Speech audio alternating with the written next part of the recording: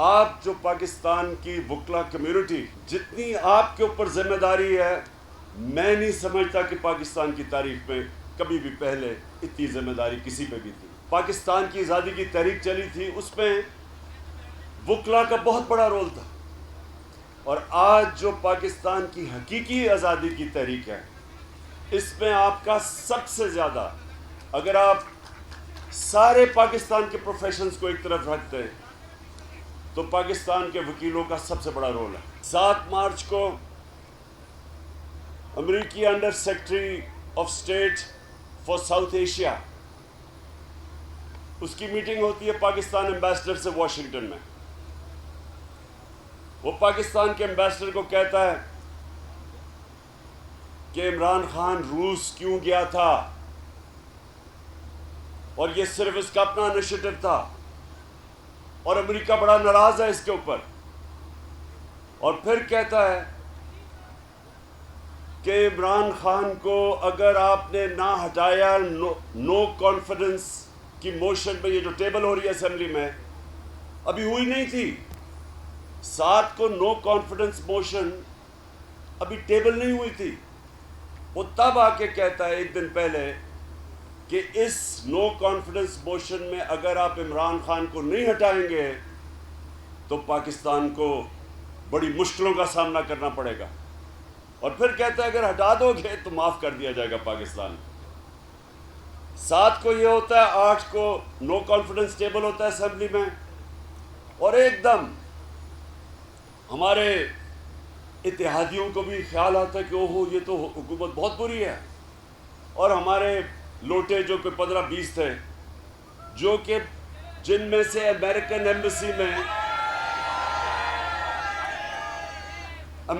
Embassy in میں سے کئیوں کو بلا کے میٹنگ کر رہی تھی اس سے پہلے، اور امریکن ایمبیسی اپوزیشن لیڈرز کو زیادہ ملنا شروع ہو گئی۔ ہمارے پاس ساری رپورٹ ہے، بلکہ ایک ٹی وی پروگرام میں ارشد شریف نے باقاعدہ ڈیٹس بتائیں جس ڈیٹس کے اوپر یہ لوگ مل رہے تھے امریکن ایمبیسی میں جا کے، جس میں ہمارے جو 3-4 لوٹے تھے جو سب سے پہلے لوٹے ہوئے وہ مل رہے تھے۔ امریکن ایمبیسی کا کیا کام ہے؟ امریکن ایمبیسی کا کام تو فورن پالیسی کے اوپر ڈسکشن کرنا ہے۔ اس کا کیا کام ہے کہ ہمارے لوٹوں کو، یا جو ہمارے بیک بینچرز خوش نہیں تھے ان کو ملنے کا کیا کام ہے؟ پھر ہمارے عاطف خان جو منسٹر تھے پختونخوا میں، ان سے میٹنگ کرتے ہیں اور کہتے ہیں کہ کے پی میں بھی ہو سکتی ہے نو کانفیڈنس محمود خان کے خلاف۔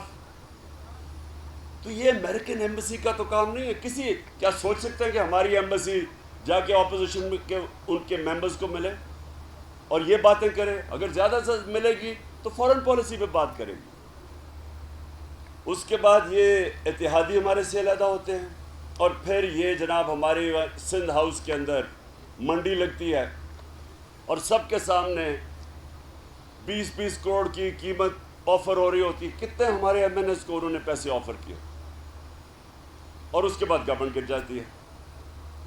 میرا سب سے پہلا سوال یہ کہ ہمارے 2 سال جو پہلے تھے وہ سب سے مشکل تھے۔ ہم جب آئے گورنمنٹ کا دیوالیہ نکلا ہوا تھا، ہمیں سارے باہر اگر میری نہ مدد کرتے ہمارے دوست ملک یو اے ای، سعودی عربیہ اور چائنا، تو ہمارے پاس تو پیسے نہیں تھے، ہم ڈیفالٹ کر گئے تھے۔ تو بڑی مشکلوں سے پہلا سال گزارا۔ اس کے بعد دوسرے سال میں کرونا آ گیا، کووڈ-19، وہ بڑا مشکل ہمارا سال کہ لوگ دنیا کہے لاک ڈاؤن کرو، ہم کہیں لاک ڈاؤن کریں گے ہمارے لوگ بھوکے مر جائیں گے۔ بڑی ایک وہ ملک تھا جس نے سارا پریشر برداشت کر کے کمپلیٹ لاک ڈاؤن نہیں کیا، اور دنیا مثال دینا شروع ہوگی اس کے بعد 2-1.5-2 سال کے بعد کہ پاکستان نے جس طرح کرونا وائرس کو ہینڈل کیا ہے یہ دنیا کے لیے مثال ہے۔ 5 ٹاپ ملک تھے جن میں ایک پاکستان تھا 190 ملکوں میں، جس نے سب سے بہترین طریقے سے اس کو ہینڈل کیا، اپنے لوگوں کو بھی بچا لیا، غریبوں کو بھی بچا لیا، اپنی اکانومی کو بھی بچا لیا۔ تو 2 سال بڑے مشکل تھے، تو انہوں نے لوٹا ہونا تھا تو 2 سال پہلے ہو جاتا، تب ہوتے۔ اتحادیوں نے جانا تھا تو جب لوگ مشکل میں تھے تب جاتے. یہ کب گئے ہیں؟ اکنامک سروے آف پاکستان کے مطابق جو ہمارے 2 سال تھے، پچھلے 2 سال، اس کے اندر پاکستان کی جو گروتھ ریٹ تھی وہ پہلے تیسرے سال میں 5.6% اور اس سال 6%. اس کا مطلب کہ 30 سالوں میں یہ سب سے بہترین ہماری ملک کی معاشی پرفارمنس تھی. ہر چیز بڑھ رہی تھی. انڈسٹری جو لارج سکیل مینوفیکچرنگ میں گروتھ تھی وہ ایوب خان کے بعد تو سب سے زیادہ انڈسٹری یہ اوپر جا رہی تھی. ریکارڈ ایکسپورٹس تھی، record tax collection, overseas Pakistanis نے ریکارڈ ریمیٹنسز بھیجی، سب سے زیادہ ڈالرز پاکستان میں آ رہے تھے. اور ہماری جو زراعت ہے جس کے اوپر 60% پاکستان ڈپینڈ کرتا ہے، سب سے زیادہ پیسہ ہمارے کسانوں کے پاس پچھلے 2 سالوں میں گیا. ہماری 2 سالوں میں، ایک سال میں 4 بمپر کراپس، پھر دوسرے سال میں 4 بمپر کراپس. جو ایگریکلچر گروتھ ریٹ تھی وہ 4.5% تھی. تو جب یہ ملک ایک صحیح راستے پہ جا رہا تھا تو میرا سوال یہ ہے کہ کیا وجہ تھی کہ ایک دم یہ سارے نے کہا جی بڑا یہ تو پارٹی بڑی گورنمنٹ کی پرفارمنس نہیں اچھی ہو رہی ہے، ہمارے چھوڑ گئے. یہ تھی سازش. اور میں آپ کو دوسری بات بتاؤں، اگر میں اس کے اوپر اور پاکستانی قوم سٹینڈ نہیں لے گی آج، اگر آپ پاکستانی قوم اگر آپ سٹینڈ نہیں لیں گے، کوئی پاکستان کا prime minister independent foreign policy نہیں چلا سکے گا. ڈرے گا کہ آگے سے دھمکی آئے گی امریکہ سے تو وہ ایسے جھک جائے گا. ہم نے، میری وکلا کمیونٹی آپ اوپینین میکر ہیں، ہم نے جب دھمکی ملی امریکہ سے، جو جنرل مشرف اپنی کتاب میں لکھتے ہیں کہ وہ رچرڈ آرمٹیج کی جب ٹیلی فون پہ آیا کہ وی ول بومب یو انٹو اسٹوریج، اگر ہم ان کے ساتھ شرکت نہیں کرتے ان کی جنگ میں. ہماری جنگ ہی نہیں تھی، ایک دھمکی کے اوپر ہم نے گھٹنے ٹیک دیے، ان کی جنگ میں شامل ہوئے. 80,000 پاکستانی مارا گیا، 400 ڈرون اٹیک ہوئے پاکستان پہ. دنیا کی تاریخ میں یہ کوئی مثال ہی نہیں ملتی کہ آپ کا ایلائی جس کے لیے آپ جنگ لڑ رہے ہیں وہ آپ پہ ہی بمباری کر رہا ہے. 400 ڈرون اٹیکس ہوئے، کتنے بے قصور لوگ مارے گئے. کون سے حکمران نے کھڑے ہو کے کہا کہ یہ سارے ہیومینیٹیرین لاز کی خلاف ورزی ہے؟ کوئی دنیا کا قانون آپ کو اجازت نہیں دیتا ٹو بی جج، جوری اینڈ ایکسیکیوشنر. آپ فیصلہ کر رہے ہیں 8,000 میل دور سے، کمپیوٹر گیمز کھیل رہے ہیں کہ اچھا جی یہ دہشت گرد ہے، بٹن دبایا وہ سارا نیچے. کون نیچے مرا کسی کو نہیں پتا. چھوٹے چھوٹے گوشت کے ٹکڑے لوگوں کے ملتے تھے. کون سا ملک اجازت دیتا ہے؟ یہ ہے غلامی. اور اس غلامی کے اگینسٹ میں کھڑا تھا. میرے لیے بھی بڑا آسان تھا کہ ان کو کہتا جی میں روس نہیں جاتا. اور روس، اب یہ سنیں ذرا، آج انہوں نے جو پٹرول کی اور ڈیزل کی قیمت بڑھائی ہے جس کا ساری اکانومی کے اوپر افیکٹ پڑے گا، بیچارہ نچلا طبقہ پس جائے گا، سفید پوش پس جائے گا. اس کے جو ریپرکشنز آئیں گے، اس کی جو انفلیشن ہے 30% سے اوپر انفلیشن جائے گی. 30% اوپر انفلیشن کا مطلب کہ جو تنخواہیں ہیں لوگوں کی، جو تنخواہ دار طبقہ خاص طور پہ، وہ کیسے گزارا کرے گا؟ تو ہم کیوں گئے تھے روس؟ ہمیں روس سے ہم تعلقات ٹھیک کر رہے تھے، ہم نے گیس لینی تھی.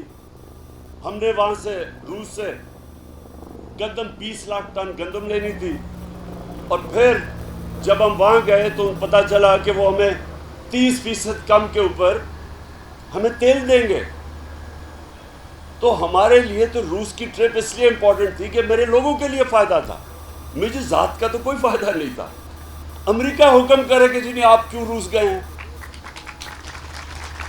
اور ہندوستان کو جو ان کا اسٹریٹجک ایلائی ہے، ان کی اکنامک اور ملٹری پارٹنرشپ ہے ہندوستان سے. ہندوستان آج 40% کم قیمت پہ روس سے تیل خرید رہا ہے. آج ہم نے جب یہ پتہ نہیں کتنی تقریباً 88 یا 90 روپے ہم نے جب اس کی قیمت بڑھائی ہے تیل اور ڈیزل کی، ہندوستان نے 25 روپے لیٹر کم کی ہے قیمت، کیونکہ روس سے تیل مل رہا ہے ان کو. ہمیں کیوں نہیں اجازت؟ تو میرا سب سے بڑا مشکل، میں کبھی کسی بلیو ہی نہیں کرتا کہ کسی ملک سے ہماری دشمنی ہو. میں ملٹری سلوشن میں مانتا ہی نہیں ہوں. میں سمجھتا ہوں ہمارے سب سے اچھے تعلقات ہونے چاہیے. ہندوستان سے کوشش کی ہم نے تعلقات اچھے کرنے کی، بدقسمتی سے وہاں ایک ریسسٹ فیشسٹ بی جے پی حکومت تھی، اور وہ انہوں نے پھر کشمیر سے جو 5 اگست 2019 میں ان کی اسٹیٹہڈ دور ختم کی، تو ہمیں تعلقات توڑنے پڑے. لیکن اس سے پہلے کوشش کی کہ ان سے ہم بات چیت سے اپنے مسئلے حل کریں. تو امریکہ، تو میں تو سب سے بہتر جانتا ہوں امریکنوں کو. امریکنوں کے سامنے اگر آپ ان کے جھکتے جائیں گے، وہ آپ کو ڈو مور کہتے جائیں گے. آپ کو اپنے حقوق کے لیے کھڑا ہونا پڑتا ہے. اپنے ملک کے لیے، مفادات کے لیے آپ سٹینڈ لیں گے، وہ آپ کی عزت کریں گے. آپ ان کے جوتے پالش کریں گے، وہ آپ کو حقارت سے دیکھیں گے. میں ان کا مائنڈ سیٹ جانتا ہوں. تو وہ جو ڈونلڈ لو نے جب میسج دی کہ جی دھمکی دی کہ پرائم منسٹر کو ریموو کرو، تو وہ تو امبیسڈر کو کہہ رہا تھا جو میرے نیچے تھا. وہ فورن آفس تو میرے نیچے ہے، تو دھمکی کس کو دے رہا تھا کہ عمران خان کو ریموو کرو؟ جس کو بھی وہ کہہ رہا تھا، ایکشن شروع ہو گیا اس کے بعد. اور سب سے امپورٹنٹ چیز آپ کے لیے، میں اپنے وکلا کو کہتا ہوں کہ آپ یہ کہہ رہے ہیں نا کہ کانسٹیٹیوشن، کیا کانسٹیٹیوشن یہ الاؤ کرتی ہے کہ آپ کی منڈی لگی ہوئی ہے سندھ ہاؤس کے اندر 20 کروڑ کے اوپر آپ کے ایم این ایس بک رہے ہیں؟ یہ کون سی کانسٹیٹیوشن الاؤ کرتی ہے؟ اور کانسٹیٹیوشن الاؤ کرتی ہے کہ نیشنل سیکیورٹی کاؤنسل نے تسلیم کیا کہ مداخلت ہوئی ہے. تو جب مداخلت ہوئی ہے اور اس کے پاس، آپ کے پاس پوری ایویڈنس ہے کہ یہ اس سے پہلے پوری گیم مان رہی تھی، تو کیا اس کے اوپر انکوائری نہیں ہونی چاہیے تھی؟ کیا جو ہم نے سپریم کورٹ کے چیف جسٹس کو پاکستان کے پریزیڈنٹ نے وہ مراسلہ بھیجا ہے، وہ سائفر بھیجا ہے، تو کیا ان کو انویسٹیگیٹ نہیں کرنا چاہیے کہ اتنا بڑا رجیم چینج؟ اور کیا پاکستان پہلا ملک ہے جدھر امریکہ نے رجیم چینج کروایا ہے؟ مصدق کا پرائم منسٹر کو چینج کیا انہوں نے 1950s میں ایران کے اندر، جب شاہ فران کو لے کے آئے. چلی میں لیندے کو چینج کیا. سینٹرل امریکہ اور ساؤتھ امریکہ میں ریگولر رجیم چینجز تھے. تو کیا یہ پہلی دفعہ تو نہیں ہوا؟ لیکن اگر ہم اس وقت سٹینڈ نہیں لیتے، تو میں پھر سے آپ کو کہتا ہوں، جو بھی پاکستان کا پرائم منسٹر آئے گا، جب اس کو دھمکی ملے گی، وہ بھی وہی کرے گا جو جنرل مشرف نے کیا.